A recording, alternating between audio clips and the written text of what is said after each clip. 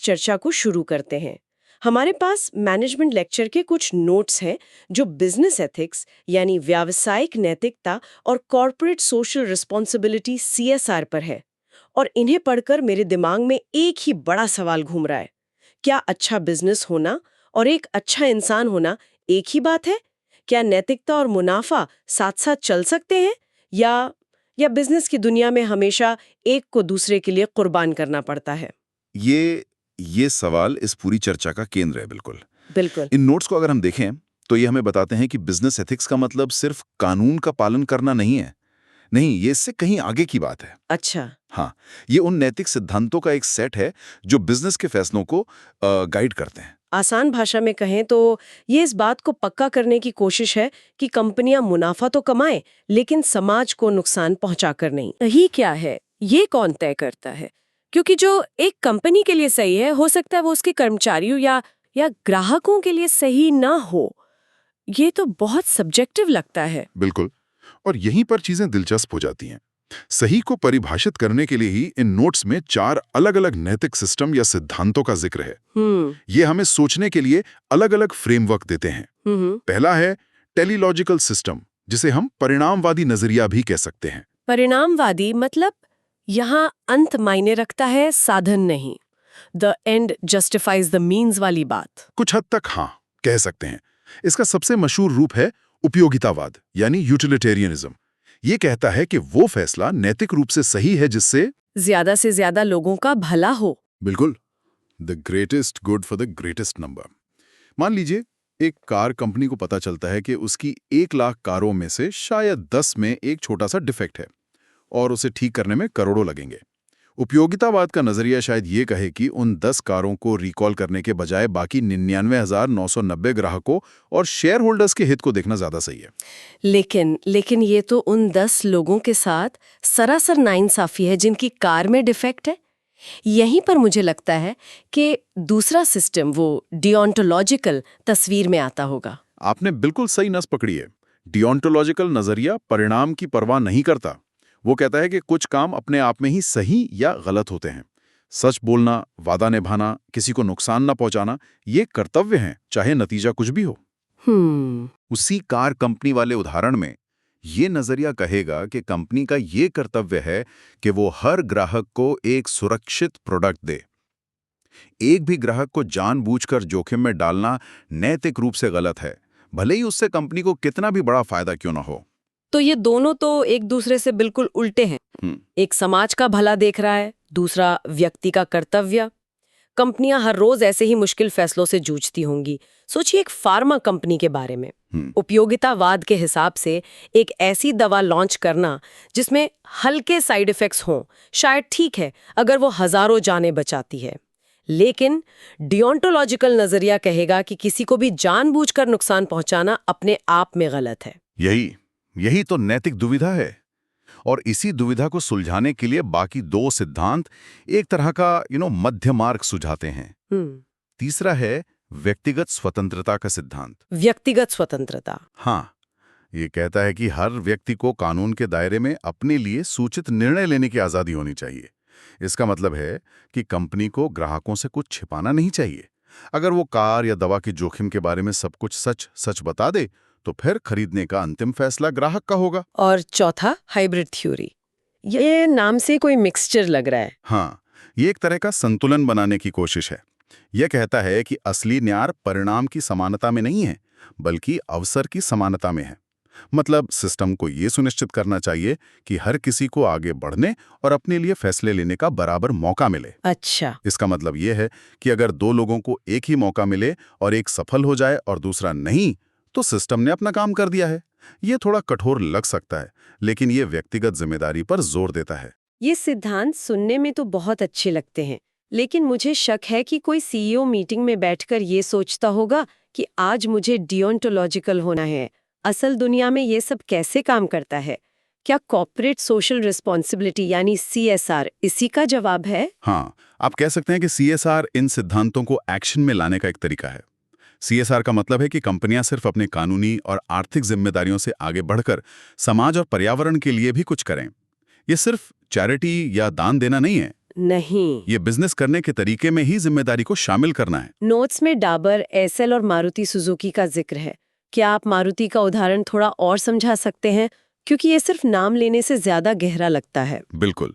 Maruti Suzuki का driving safety programme इसका एक बेहतरीन उदाहरण है। वे देश भर में ड्राइविंग स्कूल चलाते हैं और लोगों को सुरक्षित ड्राइविंग सिखाते हैं। अब ऊपरी तौर पर यह समाज सेवा लगती है, लेकिन गहराई से देखें तो ये सीधे उनके बिजनेस से जुड़ा है। एग्जैक्टली। जब सड़कें सुरक्षित होंगी, लोग ड्राइविंग को लेकर ज्यादा कॉन्फिडेंट होंगे, तो ज्यादा कारें बिकेंगी। जब लोग सुरक्षित ड्राइविंग के बारे में सोचते हैं तो उनके दिमाग में मारुति का नाम आता है। यह सीएसआर को मार्केटिंग और ब्रांडिंग से जोड़ने का एक शानदार तरीका है। यह कंपनी और समाज दोनों के लिए फायदेमंद है। ये तो बहुत स्मार्ट तरीका है। तो ये सिर्फ अच्छा महसूस करने के लिए नहीं है, इसके असली व्यावसायिक फायदे हैं। नोट्स में भी उत्पादकता बढ़ने और शेयर की कीमतों में स्थिरता आने जैसी बातें लिखी हैं। पर यहाँ मैं एक सवाल पूछना चाहूंगी, क्या ये मजबूत ब्रांड इमेज का फायदा सिर्फ बड़ी ग्राहक केंद्रित कंपनियों को ही मिलता है? क्या एक B2B कंपनी जो किसी दूसरी कंपनी के लिए स्टील के पाइप बनाती है, उसे भी CSR से उतना ही फायदा होगा? ये बहुत अच्छा सवाल है, बहुत अच्छा। शायद उस स्टील पाइप बनाने वाली कंपनी को ग्राहकों के बीच सीधी ब्रांड पहचान का फायदा ना मिले, लेकिन उसे दूसरे तरीकों से फायदा होता है। आज के समय में बड़े निवेशक और कंपनियां उन सप्लायर्स के साथ काम करना पसंद करती हैं जिनका ट्रैक रिकॉर्ड साफ सुथरा हो। सही बात है। अगर वो स्टील कंपनी पर्यावरण के नियमों का पालन करती है, अपने मजदूरों का ध्यान रखती है, तो बड़ी कंपनियां उसके साथ जुड़ना चाहेंगी ताकि उनकी अपनी सप्लाई चेन नैतिक बनी रहे। इसके अलावा अच्छे कर्मचारी भी ऐसी ही कंपनियों में काम करना चाहते हैं। तो फायदा हर किसी को होता है, बस उसका रूप अलग हो सकता है। सही है। तो CSR के भी कई लेवल होते होंगे। नोट्स में 4 विमाओं या डायमेंशंस वाले एक पिरामिड का जिक्र है, उसे कैसे समझें? हाँ, उस पिरामिड को एक मजबूत इमारत की तरह समझिए। सबसे नीचे उस इमारत की नींव है आर्थिक जिम्मेदारी, यानी कंपनी को सबसे पहले मुनाफा कमाना होगा। अगर नींव ही नहीं होगी तो इमारत खड़ी कैसे होगी? बिजनेस का पहला काम तो बिजनेस में बने रहना है। और उस नींव के ऊपर? नींव के ऊपर आती हैं दीवारें, जो हैं कानूनी जिम्मेदारी। कंपनी को देश के हर कानून का पालन करना होगा। ये वो ढांचा है जिसके अंदर उसे काम करना है। टैक्स भरना, लेबर लॉ का पालन करना, ये सब इसमें आता है। ठीक है, नींव और दीवारें तो समझ आ गईं। अब छत की बारी है। बिल्कुल। छत है नैतिक जिम्मेदारी। ये कानून से एक कदम आगे है। ये वो काम करने के बारे में है जो सही और निष्पक्ष हैं, भले ही कानून आपको ऐसा करने के लिए मजबूर ना करें। जैसे अगर किसी प्रोडक्ट में कोई कमी है जो कानूनी रूप से खतरनाक नहीं है, फिर भी उसे बाजार से वापस लेना एक नैतिक जिम्मेदारी है। और पिरामिड के सबसे ऊपर यानी इमारत की सजावट, वो है विवेकाधीन जिम्मेदारी, यानी अपनी मर्जी से समाज के लिए कुछ करना। जैसे बाढ़ पीड़ितों के लिए दान देना, या कोई स्थानीय स्कूल गोद लेना, या कर्मचारियों को वॉलंटियर करने के लिए प्रोत्साहित करना। ये पूरी तरह से स्वैच्छिक है और एक अच्छे कॉर्पोरेट नागरिक होने का सबूत है। एक मजबूत कंपनी इन चारों स्तरों पर काम करती है। लेकिन असल बिजनेस में चीजें इतनी साफ सुथरी नहीं होती। हर दिन नैतिक दुविधाएं सामने आती हैं, जहां सही और गलत के बीच की लाइन बहुत धुंधली होती है। नोट्स में इसकी एक लंबी लिस्ट है। कंपनी के संसाधनों का गलत इस्तेमाल, हितों का टकराव, रिश्वतखोरी। हाँ, और ये बिजनेस की कड़वी सच्चाई है। एक नैतिक दुविधा वो स्थिति है जहां आपके सामने कोई भी आसान रास्ता नहीं होता है। हो सकता है आपको 2 गलत विकल्पों में से कम गलत को चुनना पड़े, या 2 सही विकल्पों में से किसी एक को, जिससे दूसरे पक्ष का नुकसान हो। कंपनी के संसाधनों का दुरुपयोग तो बहुत आम लगता है, जैसे ऑफिस प्रिंटर से बच्चों का स्कूल प्रोजेक्ट प्रिंट करना। लोग शायद इसे बड़ी बात ना समझें। शायद नहीं, लेकिन यहीं पर नैतिकता की परीक्षा होती है।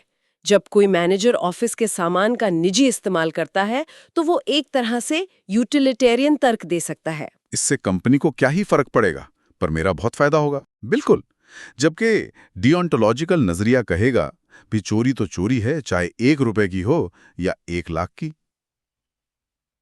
यही छोटे छोटे फैसले मिलकर कंपनी का कल्चर बनाते हैं।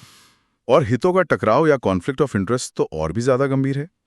मान लीजिए आप एक कंपनी में परचेज मैनेजर हैं और आपको ऑफिस के लिए कंप्यूटर खरीदने हैं। एक सप्लायर आपका रिश्तेदार है।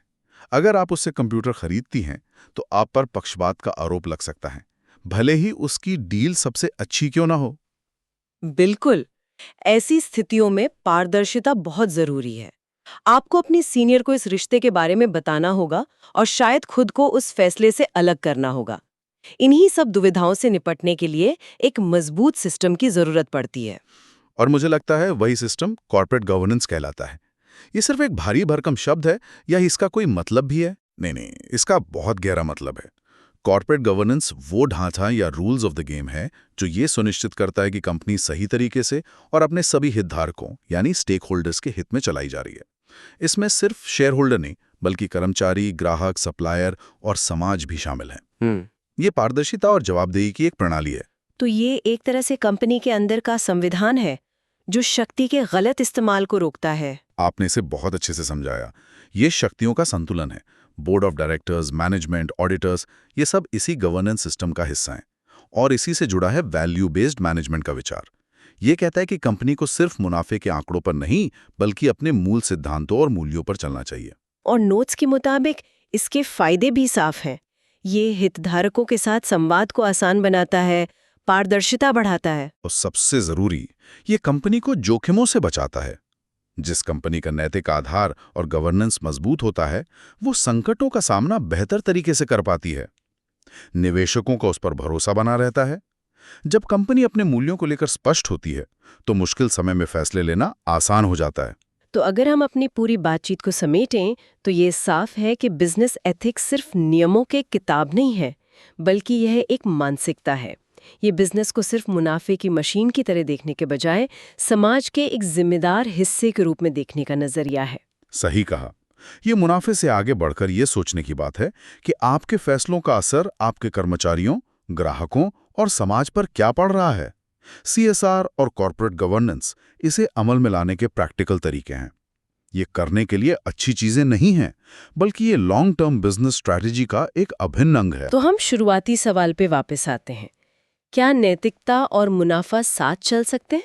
ऐसा लगता है कि शॉर्ट टर्म में शायद टकराव हो, लेकिन लॉन्ग टर्म में दोनों एक दूसरे के लिए जरूरी हैं।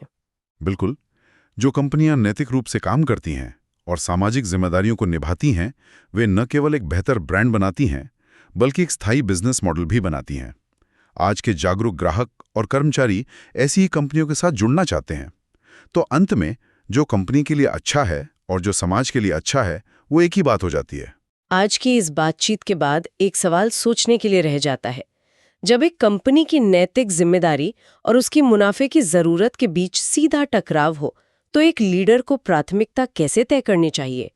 क्या सही काम करने की हमेशा एक कीमत होती है या क्या ये सबसे बड़ा निवेश है? आज हम उस सवाल के जवाब की तलाश में हैं जो शायद हर मैनेजर, हर लीडर को परेशान करता है कि लोगों के एक समूह से बेहतरीन काम कैसे करवाया जाए। सही बात है। ये तलाश कोई आज की नहीं है। ये 100 साल पहले फैक्ट्री के शोर में शुरू हुई थी और आज AI पावर्ड ऑफिस तक पहुंच गई है। बिल्कुल। हमारे हाथ लगे हैं मैनेजमेंट पर कुछ लेक्चर नोट्स और हम इस